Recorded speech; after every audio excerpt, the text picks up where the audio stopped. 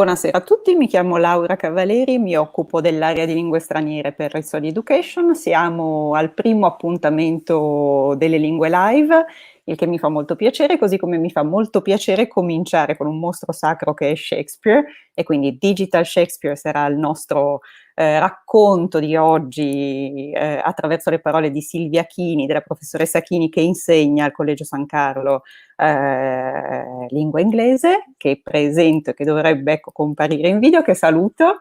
Buongiorno a tutti, ciao perché Laura. si è lanciata con noi nell'impresa e insomma io ho visto le sue slide e penso che ci farà compagnia con del materiale molto bello. La ringrazio e la saluto.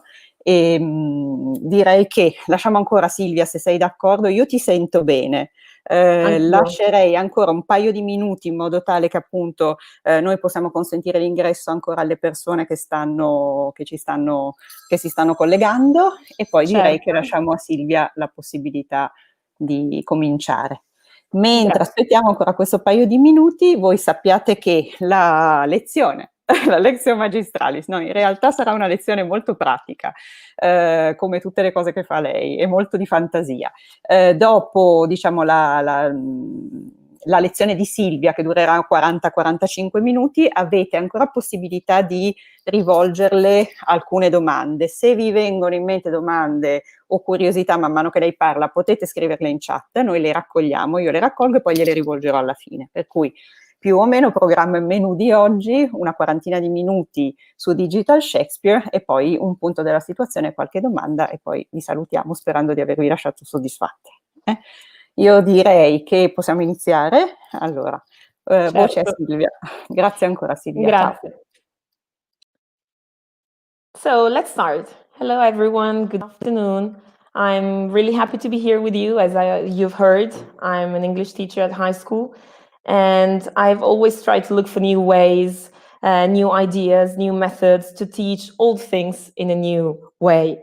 Well, this is a strange year, we all know. I've already had the experience of teaching a class in quarantine, of teaching a class with 50% of the students in class and 50% at home. So it's, yes, a strange year. So this afternoon, I will give you some ideas that you can use for the different situations you are dealing with throughout the school year. So let's start. Well, Shakespeare is a milestone in our English programs. But generally, when we mention Shakespeare in class, the first reaction is, no, prof, please, it's boring, it's difficult. We've already read something with the Italian teacher and it's boring as hell. Yes, but even no. So today I will share with you some ideas that you can use to change this attitude, to show your students that Shakespeare can be great fun. And you will have a sort of a menu today. Well, when you go to the restaurant and you choose what you want to eat and drink, and in the same way this afternoon, you will have a menu and you will choose what you need at the time you need it. Because as I said before, this is a strange year. So you will have different situations, different problems in your classes. And with these ideas, you will choose what you need, as I said, at the time you need it. So you will have an appetizer, an English salad, or the man from Stratford. So an introduction, general introduction, biography, background, social historical background. Then cafeteria club. So your choice of plays around a certain topic. And I've chosen Power and Ambition and Love, obviously. Then you will have a Danish soup, or the concept of life, from Hamlet to our society, contemporary society. And last but not least, Italian cheeseburger. So from Verona to the rest of the world. Something about language and theater, playhouses, actors. So you will have a lot of ideas. You will be given a lot of information and ideas, and you will choose what you need. Or you can let your students choose. I know it's scary, it's difficult, but sometimes letting them choose is the right starting point for something great, especially speaking about Shakespeare. Let's start with our appetizer, so the English salad or the man from Stratford upon Avon.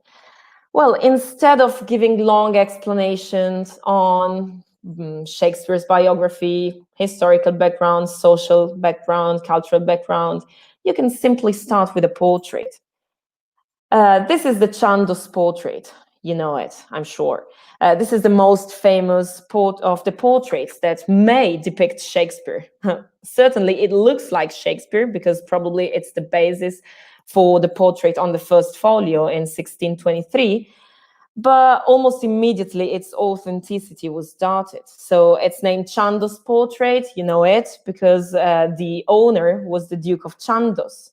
But because of financial problems, he had to sell it in 1856. So in 1856, this portrait became one of the first belongings of the National Portrait Gallery in London. And you can simply start from this portrait. Well, how many things can you do with this portrait? A lot. In this presentation, you will find activities from a specific book. It's Literature Volume 1. But don't worry, if you don't have the book, this book in your classes, you can have the same activities using other sources of information. First of all, you can ask them to concentrate on details. You can ask them a sort of flipped classroom without preparation. You can ask them to start from the portrait and to investigate. They can be detectives for a day. You can give them the clue and ask them the explanation, or you can give them a piece of information and ask them to find the specific clue in the portrait. Or you simply can ask them to speak about the portrait. They will certainly speak about earring. Well, an earring tells us he was a bohemian. To be honest, an earring on a man meant the same thing it means now. So a man that is a little bit more fashionable than the average person. If you take into consideration the historical period, we have men wearing earrings. For example, Sir Francis Drake. There is a portrait of Drake wearing earrings. So basically, they are men who are more fashionable than the average person, or men who could afford jewelry. So wealthy, quite wealthy. They will for sure notice the color. The white collar, well, this type of color was popular between 1590 and 1610, so the period when Shakespeare was having his greatest success, and most likely to sit for a portrait. And even in this case, the color shows us that this man is a bohemian, is a bit more fashionable than the average person, once again. They will look for, they will notice the appearance. A man in his 40s, quite serious, nothing specific, nothing peculiar.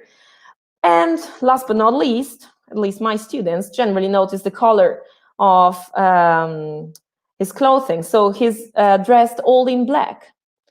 And well, it takes a lot of dye to make a fabric really black. It's super expensive. In the 16th century, this was a sign of prosperity. So white clothes were far cheaper than black clothes. So this is another piece of information we can add. If you have this book, you can use the listening comprehension. But if you don't have the book, don't worry, because the listening is taken from the first chapter of this great book by Bill Bryson. If you haven't read it, do it. Shakespeare, the World as a Stage. So you can simply use the first chapter, which is online for free, just as a reading sample. You can take the first chapter to introduce the topic or to lead the conversation. The activity I was suggesting before is detective for a day. I mean, giving the portrait and asking them to be detectives. Detectives means trying to understand the meaning of the details we've just mentioned. Or if your class is a lower level, if you're more comfortable using videos, you can use Edpuzzle. Edpuzzle is a great website that gives you the possibility to make any video your lesson, as it says. Basically, you choose a video, you can stop it whenever you want, you can add questions, you can add comments, and you can use that video to introduce Shakespeare instead of speaking for hours. If you teach a turistico, a linguistico, or if you're interested in basically geography, cities, you can use the British Library, the website of the British Library. There's a lot of material on Shakespeare's London. You can ask your students to investigate Shakespeare's London. But furthermore, you can ask them to create an interactive map on Tripline. I'm sure you know this website. It's a great website that can be used for everything, not just for Shakespeare, but even if you're speaking about the Romans in Great Britain, if you're speaking about the wars, if you're speaking about travel writing. So it's great, super. This website gives you the possibility to create interactive maps, as you can see in the video. Basically, your students will choose specific locations on a map, and they will virtually be able to travel from one side to the other of the world, in this case, in London, since we're speaking about Shakespeare's London. But you can do the same with Stratford-upon-Avon, with the settings of different plays. And for each stop, for each location chosen, they will be able to link some videos, to write some comments, to link some pictures. And you can ask them to present the tripline, the map, in class, so that at the end of the lesson, your students will have a general knowledge of Shakespeare's London, of the period, and why not, even of Shakespeare's life. This is a good idea. If you're teaching online, 50% online and 50% in class, a TED Talk can be a good solution. This one by John Bolton is super interesting in my opinion. It speaks about 4 super famous plays: Henry V, Othello, The Tempest, and Hamlet. And well, it doesn't simply speak about the content, the plot, but he shows the lessons from Shakespeare, but concrete lessons, real lessons, objective lessons for our everyday life. He's speaking about time management, he's speaking about business, he's speaking about people, he's speaking about love, he's speaking about revenge. So it's something that is really related to our society and still relevant. This shows that Shakespeare is not old-fashioned, that it's still relevant today. And well, last but not least, for an introduction, you can use QR code treasure hunt. This is great fun. If you're teaching online, this is the perfect way to create a web quest or to create a treasure hunt and to let them work together, but with social distancing. We know no group work is allowed this year. Well, there are a lot of websites that give you the possibility to create QR codes for free. And using their mobile phones, your students will be able to see a lot of different things, according to what you've linked to your QR code. You can use videos. For example, the video you can see here is about Shakespeare's life. You can use exercises. The exercise, the second you see here, is an exercise on the language used by Shakespeare. Or you can link listening comprehensions. You can link whatever you want. It's a real web quest. It's a real treasure hunt. And if you give them a prize at the end, it will be fun, a real fun. At the end, obviously, every single group, if you've divided your students in group, every single group will present what they found out of Shakespeare, so that at the end of the lesson, your class will have a general knowledge of his time, his life, and why not, his plays and the way he used to write his plays. It's just a different way to start speaking about Shakespeare, avoiding the long explanations. Cafeteria Club, as I said before, I will give you some ideas, once again, around some topics. And the first one is power and ambition. I've chosen 3 plays, but you can choose whatever you want. Power and ambition is a real topic, a super interesting topic for Shakespeare.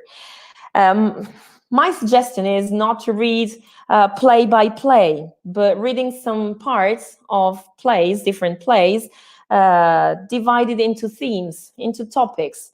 It's far more engaging, in my opinion, because students have the possibility to focus on the topic and to see how that specific topic, a topic in this case, power and ambition, which is still relevant today, was used by Shakespeare in his plays. But even if you want to read play by play, you can focus on the topic anyway. And as I said before, the first one is power and ambition. Well, if you read a newspaper, if you switch on TV, and well, you will always find this topic. Think about the US elections, Trump, Biden, power and ambition, North Korea, Brexit. So power and ambition is everywhere. And I will give you some hints on how to speak about power and ambition in Shakespeare's plays, but also in our everyday lives. Let's start with Macbeth. Well, in Macbeth, power is the driving force, let's say, through the relationship between Macbeth and Lady Macbeth. And you can use the Lion King as a source of information to speak about power and ambition in Shakespeare. Well, you can compare and contrast the protagonists, Macbeth and Scar. In the play, in Shakespeare's play, Duncan is betrayed by Macbeth and killed. In The Lion King, Mufasa is betrayed by Scar and killed. Both characters, Macbeth and Scar, lack more morality and are driven by the possibility of getting power.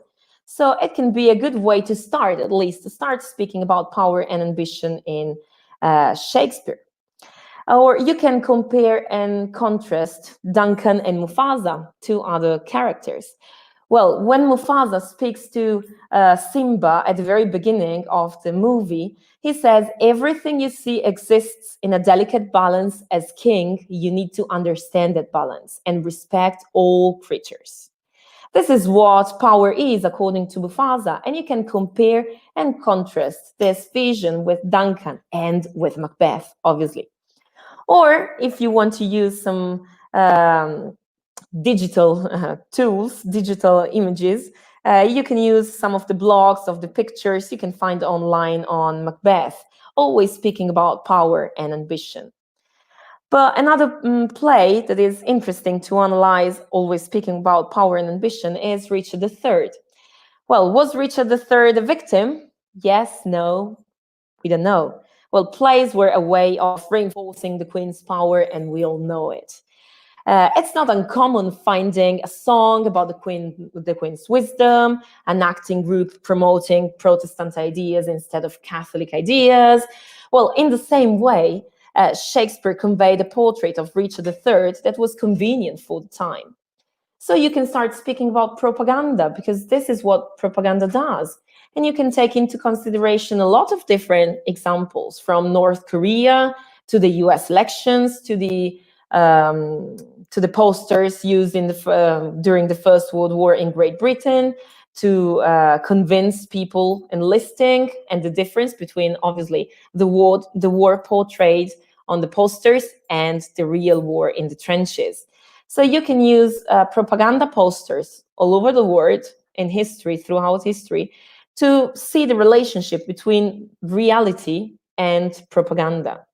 So this is a good way to link Richard III to what is going on nowadays.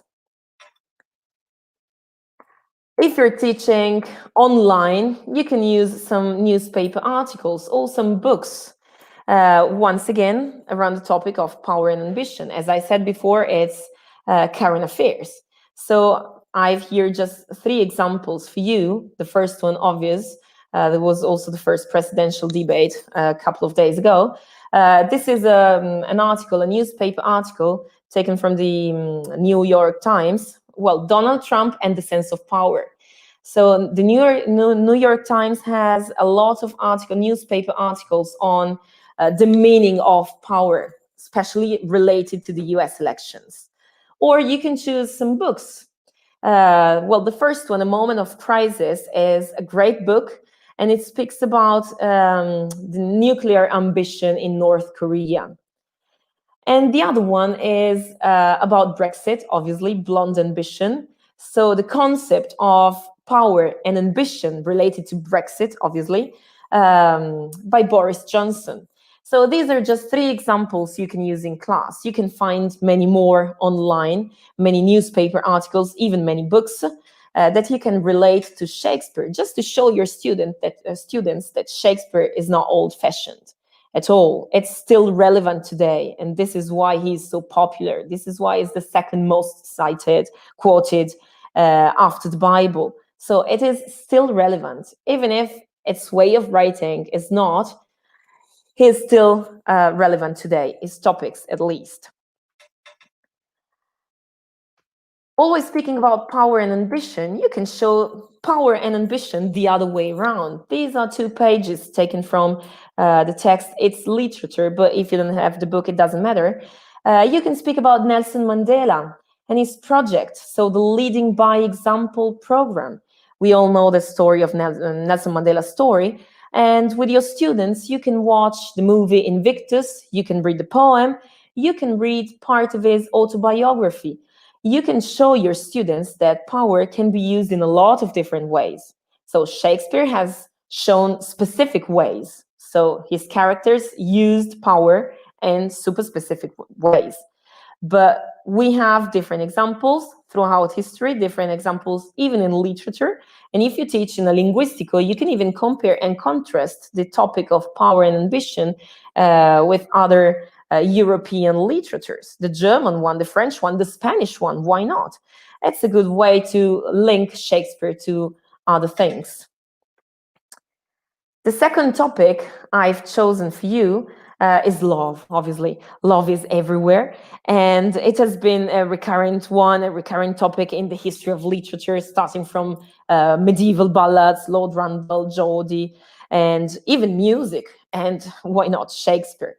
So generally we start with Romeo and Juliet, and they all know the story because they've watched the movie with Leonardo DiCaprio, and they all think that Romeo and Juliet is boring, generally, at least my students.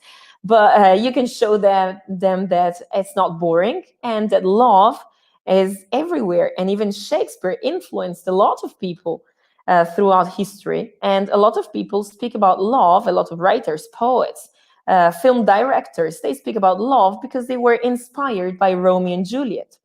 So you can show them a lot of different things. Once again, we have some examples from the book, it's literature. If you teach scienze umane, or if your students are interested in the topic, you can speak about child marriages. Or if your students are interested in the topic love, generally girls are super interested, you can choose 2 contemporary novels about love, star-crossed love, lovers in both cases. The first one is called The Lovers, and it speaks about the story of 2 teenagers in love, obviously, and with a lot of problems of immigration and religion. They're in Afghanistan. The setting in is Afghanistan. And the second one is a great novel. It has been banned from Israeli curricula, and it's called Border Life. And it speaks about an Israeli Jew and a Palestinian Muslim who fell in love, and obviously they have a lot of problems. And in an interview, the author said that she was inspired by Romeo and Juliet, and she really wanted to speak about a story that is similar to the one of Romeo and Juliet, but in our society nowadays, in our contemporary society. So these are some good examples to link love in Shakespeare and love nowadays. But since love is everywhere, you can speak about love for ages. And you can ask your students, or you can watch if you have time, you can watch with your students some movies inspired by Romeo and Juliet. You can ask them to compare and contrast Romeo and Juliet and Titanic. You can watch Shakespeare in Love or David and Fatima. So these are just a few examples of movies inspired in some ways by Romeo and Juliet. But forbidden love through the ages is everywhere. So there are also musicals. West Side Story, we all know this story behind the musical, and we all know the plot of the musical. And you can compare and contrast the 2 cultures, the 2 societies, but the same problems. And if you teach artistico and artistico classes, you can ask them to draw. This is an example of Romeo and Juliet death clock. So you can ask them to draw the story of the 2 main characters. You can do it with every single play. And generally, they are more engaged, more involved, because they do what they like. It's a good way to make notes. It's a good way to explain the story in a different way. This is just an example. If you want to start from the text, obviously we all generally start from text analysis. This is just an example of how you can plan your lesson. If you want, for example, to speak about Romeo and Juliet, I've taken the balcony scene because it's the most popular, the most famous. You can start by analyzing the original play, and you can watch the scene of the two movies, the one by Zeffirelli and the other by Lerman, and you can ask your students to compare and contrast. So how fair is the film? Is it different? The setting, the main characters, the way they speak, and they will have an idea of how Shakespeare was used and how Shakespeare inspired, obviously, different movies, but and even the language was used in different ways. Obviously, the film by Zeffirelli is the oldest, and even the language is a bit older. So you can ask them to work on language. You can start from these scenes, you can start from these comparisons to work on Shakespeare's language and everyday English, the English we use nowadays. That's just an example. If you're teaching online, you can ask them to concentrate on music. You can ask them to create playlists inspired by Romeo and Juliet or love. I've worked with playlists. I generally work with playlists, and I ask my students to create playlists for every single play.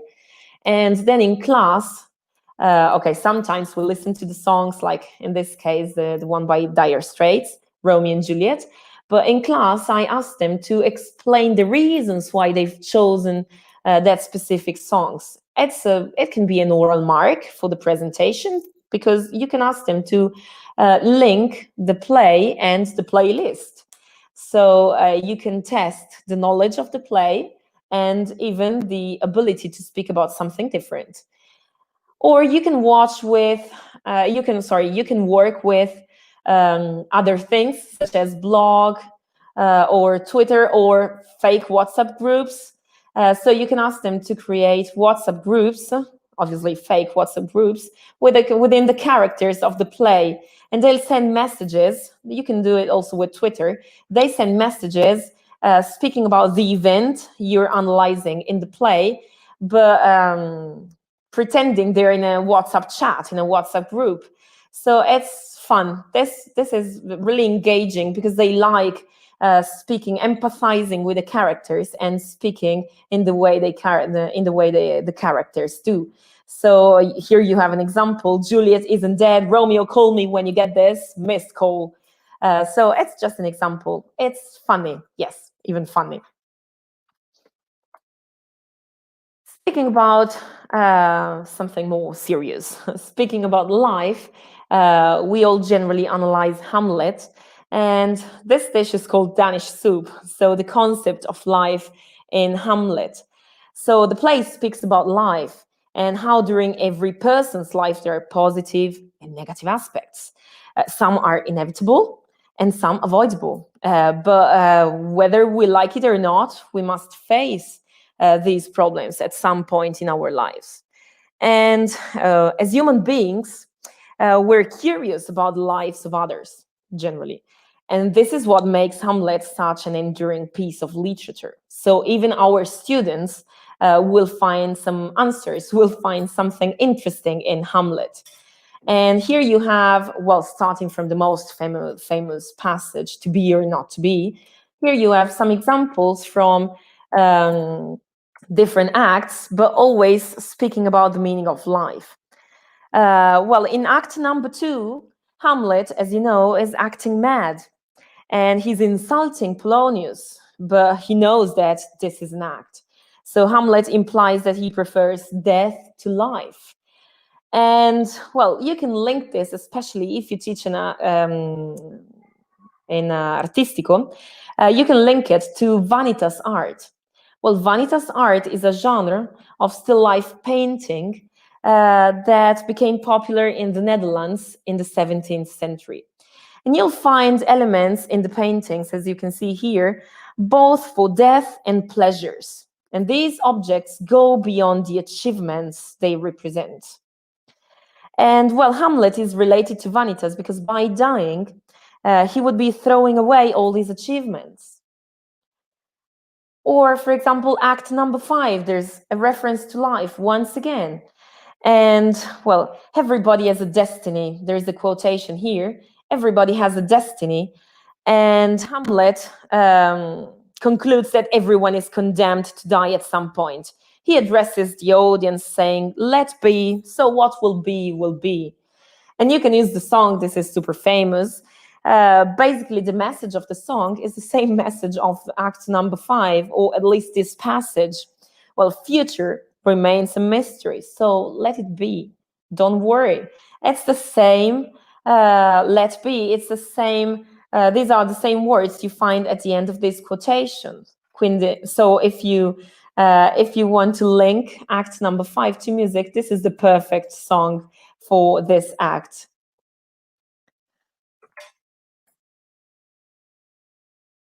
Another important passage, famous passage, is in act number 4.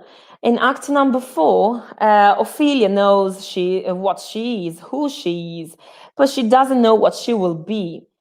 And according to her, future is unexpected. And we have this quotation, Lord, we know what we are, but know not what we may be. So this is basically the same thing that happens in Forrest Gump, in the movie. You've seen the movie for sure. And the protagonist, at a certain point, sitting in the park, he says, life is a box of chocolates. You never know what you're going to get. So this is a perfect example. You can watch just this scene in class, but this is a perfect example to show how Shakespeare influenced even contemporary writers, film directors, and musicians, singers. Last but not least, in the book, it's literature, you have a great example on the topic revenge. So there's a good video with some good activities on the topic revenge. But once again, if you don't have the book, you can find online a lot of videos about revenge or a lot of newspaper articles speaking about current affairs, unfortunately, about revenge. So you have so many possibilities to link Shakespeare, to show your students that Shakespeare is still relevant today. This is why we've chosen the title Digital Shakespeare for this webinar, because Shakespeare is still relevant today, even in a digital era like the one we're experiencing now. So Shakespeare is not old-fashioned. And I know it's difficult because our students think he's old and boring, but it's not. And we have a lot of interesting things we can do to let them change their minds. Last but not least, in our menu, Italian cheeseburgers, so from Verona to the rest of the world. We all know that language used by Shakespeare is sometimes difficult for our students, and reading the original play can be challenging. So here you will find some interesting ideas to speak about language and playhouses, actors, and other things on the topic theater. So speaking about language, you can ask your students, if you teach an artistico or if your students are good at drawing, you can ask your students to concentrate on a specific expression, a message of a play, a specific idea, or a list of words invented by Shakespeare, and to create comics. Creating comics, you can ask your students to modify Shakespeare's language in the English they speak, or you can ask simply to draw the meaning of a specific expression. An activity that is really loved by students is the one create your own vocabulary insult. We all know that Shakespeare invented a lot of words. We all know that he invented a lot of expressions. We all know that he used a lot of funny but also interesting ways to insult people. So we can ask students to create their own vocabulary insults. So they will mix and match words. You can give them some lists of words invented by Shakespeare, and they can mix and match the words in order to create new ways of gently insulting people, and it will be great fun in class. They will laugh for ages because they're generally interested in inventing new things. If you want to speak about theaters and playhouses, you can have virtual tours of playhouses. This is a video, an interesting video, but there are a lot of websites, especially the Royal Shakespeare Company website, that give you the possibility to explore the globe, virtually explore the globe, 360 degrees virtual tour. So you can work with your students. You can explore with your students. You can ask your students to explore on their own, and then you can ask them to share what they think the differences with the theaters we have nowadays, or simply what they find strange in the structure, or even in the way actors used to act and used to play. If you're teaching online, you can use this super interesting TED Talk, Shakespeare is Everywhere. The speaker highlights a lot of different words, and he says that basically we use Shakespeare every day, Shakespeare's language every day, without even noticing. So you can create lists with your students, and you can give them the possibility to realize that they really use Shakespeare every day without even realizing it. We all know Kahoot, and well, Kahoot is funny, engaging, challenging sometimes. And if you don't know it, it's a website that gives you the possibility to create interactive quizzes. So you have the possibility to write the question or to put a video, song, an audio file, whatever you want. And then you give them 4 possibilities, 4 options, 4 possible answers. And using their mobile phones, they can play in class. This is why it's super engaging. Using their mobile phones, they can play in class, and you will immediately see what is going on, if they've understood or not. You can do it even for grammar topics for first and second years. But if your students can't use, or not allowed to use mobile phones in class, you can play Kahoot even without students' devices. So you can just ask them to get a piece of paper, they cut it out, and they can put some colors, the different colors that Kahoot uses. So as you can see here, red, blue, green, and yellow. And they simply play using cards. It's a good way to revise a topic, to introduce something. It's a funny way. It's great fun, funny and fun, yes. And well, these are a lot of ideas. I know that there are a lot of ideas in this webinar. And there's one thing I really want to suggest to you. If 28 million people, as you can see here, harvest their crops on Farmville every day, and over 5 million play an average of 45 hours a week of games, there's something we have to use. What are the elements of these games that we can use in our lessons? If we use one of these elements, we will have our students' attention. They will be more engaged. Everything will be great fun. So I'm not saying we have to play every single day. It's not possible. We all know it.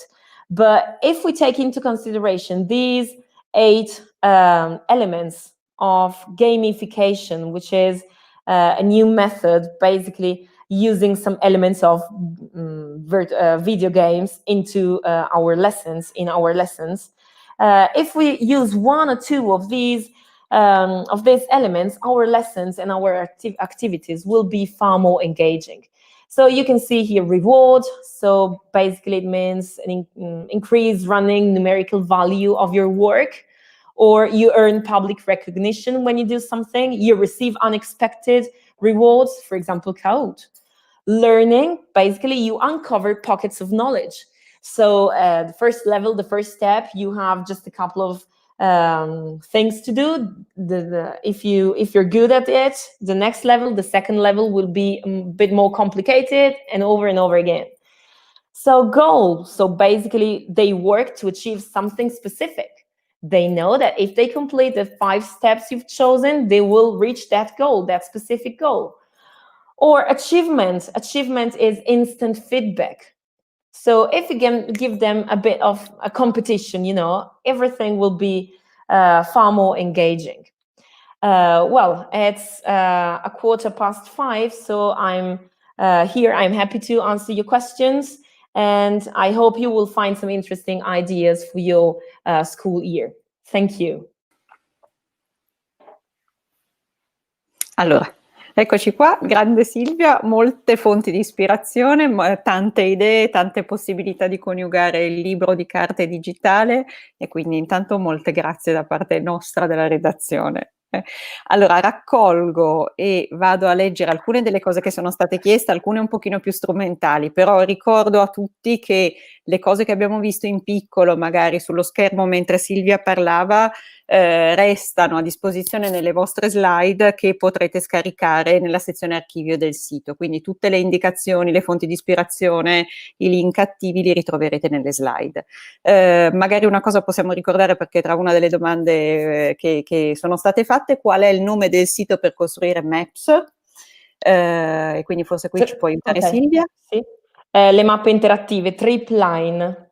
Tripline, allora posso ricondividere la slide? Vabbè, che se poi rimangono le grazie, ma slide se lo possibile potranno magari vedere. sì. Ecco, se ne hai voglia magari facciamolo un attimo, perché un'altra delle domande era proprio appunto could you show the link again on the screen, visto che abbiamo un pochino di tempo magari lo facciamo così se lo annotano. Ok. Eccolo lì. È proprio tripline.net. Eccolo lì. Quindi È molto Tripline. semplice da usare, i ragazzi e anche voi dovrete registrarvi, ma è assolutamente gratuito ed è molto semplice da usare, nel senso che basta scrivere la via, piuttosto che, se si parla della Londra di Shakespeare, piuttosto che la città, e lui automaticamente vi centrerà il punto, quindi non servono abilità particolari, ecco. Poi si clicca sull'icona, come vedete nel video, si clicca sull'icona play una volta finita la mappa, e proprio virtualmente vi farà viaggiare da una parte all'altra. E mentre i ragazzi spiegano, almeno questo è quello che di solito io faccio in classe, mentre i ragazzi spiegano, loro hanno la possibilità di farvi vedere le foto che hanno caricato, i video che hanno messo, eccetera, eccetera. Allora, grazie Silvia. Allora, invece, un altro paio di domande un pochino più di metodo e didattica. Allora, leggo in italiano. Data la difficoltà di studio di un mostro sacro come Shakespeare, ci sono idee utili per poter favorire la partecipazione in classe anche di BES e di SA?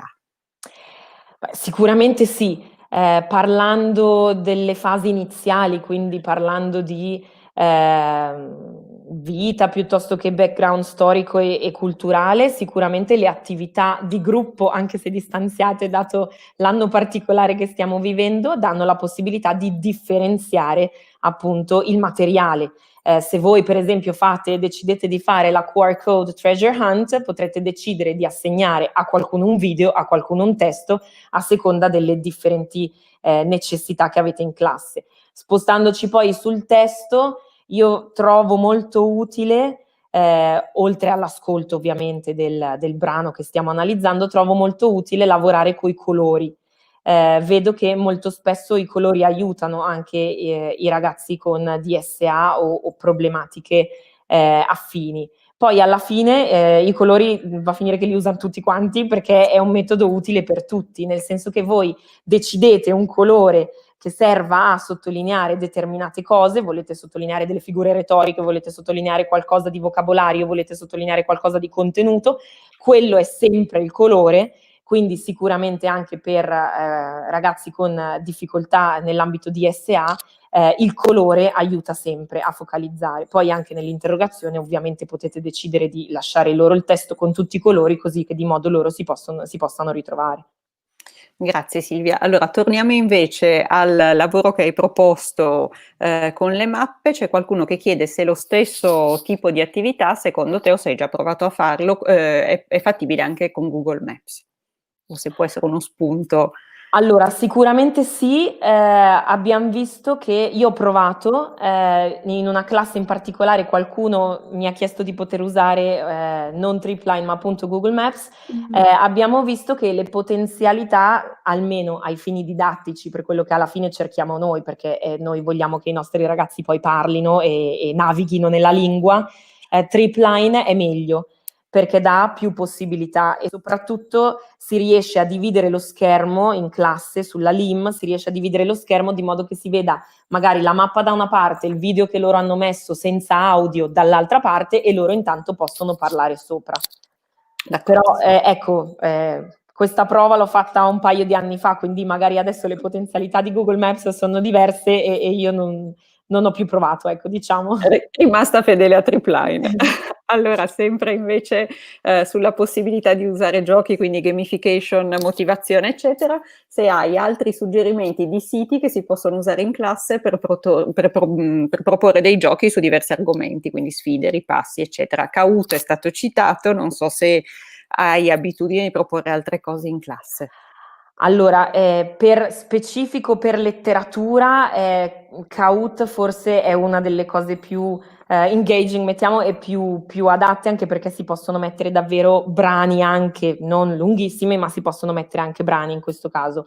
Per quanto riguarda invece il vocabolario, non lo so, noi spesso usiamo Quizlet, sono praticamente delle flashcards, soprattutto per gli anni bassi, in prima e in seconda, dove si fa vocabolario, ma anche, perché no, per la lingua di Shakespeare, dove di fatto da un lato c'è il vocabolo che vogliamo andare a testare o che vogliamo imparare, e dall'altro si può scegliere se mettere una foto, se mettere una spiegazione. Anche qua va benissimo, noi lo usiamo molto spesso per la differenziazione per problematiche di SA, quindi da un lato si può mettere la foto, oppure la descrizione, oppure la definizione, oppure un esempio o la traduzione.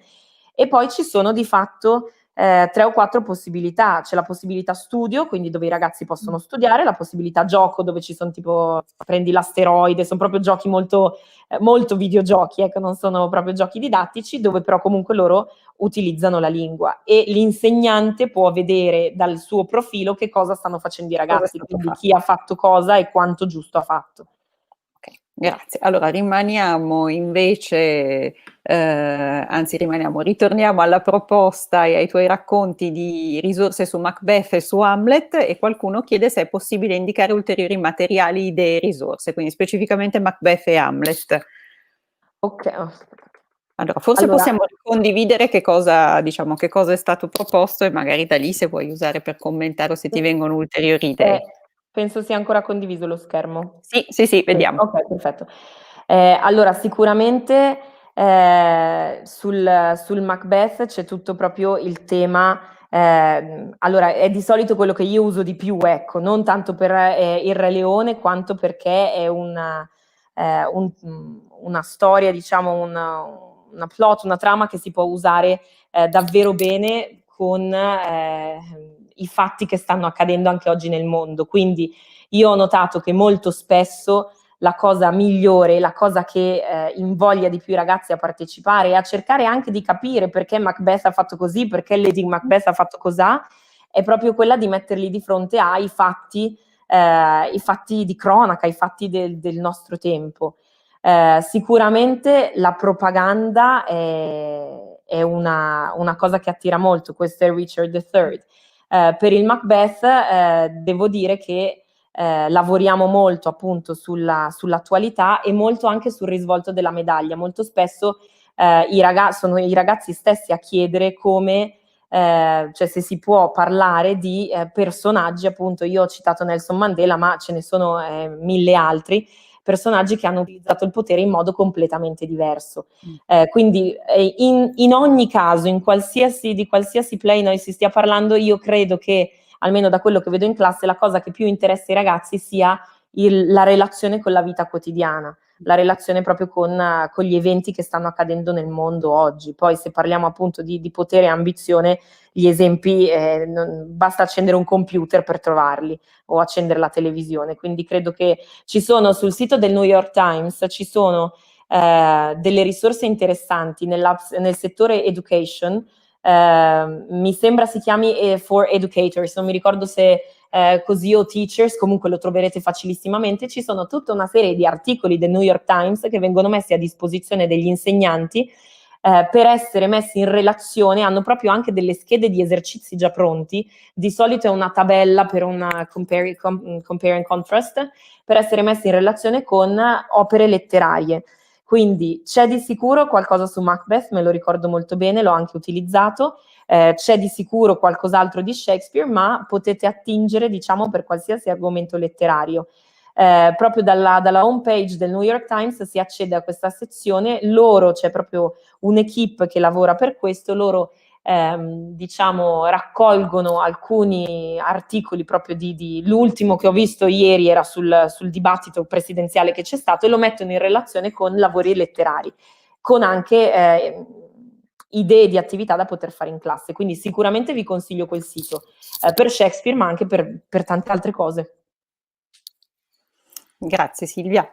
Allora, ancora una domanda che è un po' un salto in alto. C'era o c'è qualcuno di collegato che probabilmente insegna anche alla scuola secondaria di primo grado? Shakespeare alla scuola secondaria di primo grado.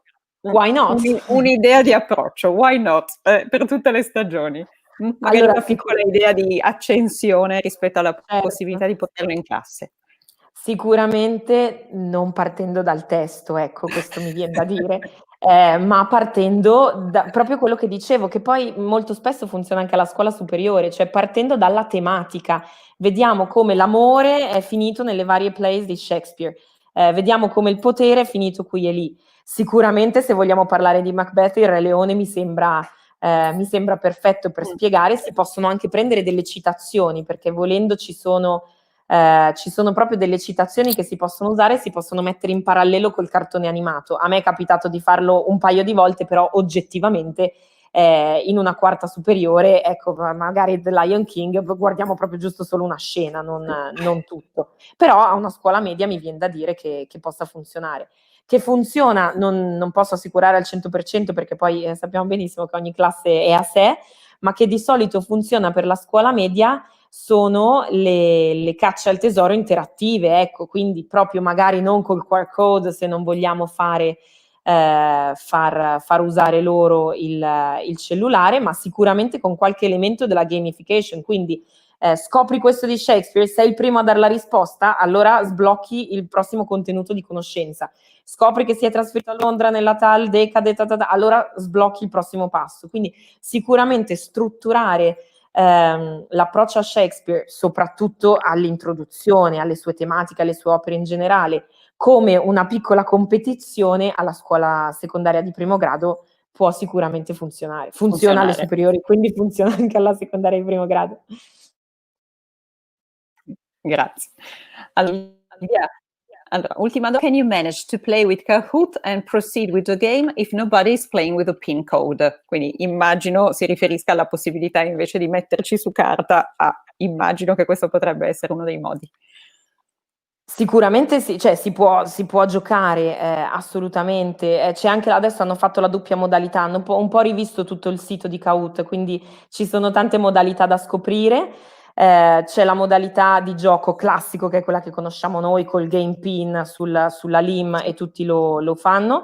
C'è la modalità di gioco diciamo non live, mettiamola così, quindi i ragazzi vedono le domande e segnano le risposte. Eventualmente, se non c'è connessione, se non c'è la possibilità di usare i cellulari o comunque i device dei ragazzi, si può sicuramente organizzare offline, perché danno la possibilità anche di fare questo, con i famosi cartoncini, oppure, perché no, fare una presentazione PowerPoint. Mi viene in mente un'altra cosa molto banale: chi vuole essere milionario. Abbiamo tutti in mente la presentazione PowerPoint, girava tantissimo un po' di tempo fa, con le domande: chi vuole essere milionario, se tu rispondi questo guadagni tot soldi, se tu rispondi quello guadagni tot soldi. Poi per esempio in classe noi rendiamo la sfida un po' più sfida e diciamo che il primo non ha compiti e gli ultimi 3 hanno il doppio dei compiti, quindi tutti sono diciamo un po' più invogliati a far bene. Una spinta motivazionale invogliante. Allora, ultima cosa arrivata in coda, e quindi grazie agli ottimisti che stanno partecipando, la domanda è, e potrebbe essere fonte di un altro Le Lingue Live: any ideas for comedies? Wow! Sì, sì, anche se diciamo sono un po' più difficoltose da trattare, nel senso che è un po' più difficili, almeno nella mia esperienza, ecco, non in assoluto, nel senso che serve lavorare molto di più sul testo. quindi anche per comprendere proprio tutto quello che ci sta dietro. Quindi bisogna avere la classe giusta, perché sennò diventa sì boring as hell, perché non capiscono fondamentalmente, bisogna passare più tempo a spiegare che... però sicuramente è fattibile, si possono applicare tutte le idee, tutti i siti che abbiamo nominato, tutte le risorse si possono assolutamente applicare anche alle comedies.